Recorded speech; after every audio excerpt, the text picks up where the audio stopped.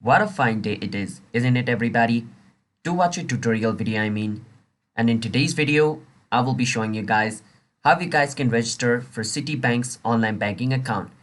If you guys want to see more of this kind of video, then don't forget to hit that like and subscribe to our YouTube channel app tutorial, and let's move forward. So the first step, you want to search for Citibank login and click on versusciti.com online banking over here, and it's going to bring you to this website. Over here, click on register for online access over here. Once you do that, it's going to bring you to this website. Over here at the first step, it's going to ask for your account information like a credit or debit card information over here, or you can enter your bank number or your paycheck protection program over here. You can enter whichever information you have and click on continue to set up, and then it's going to ask you to verify yourself. After the verification process is over, it's going to ask you to set up an online access, and then it's going to confirm your account, and basically you're good to go. So that's how you guys can register for Citibank's online banking account.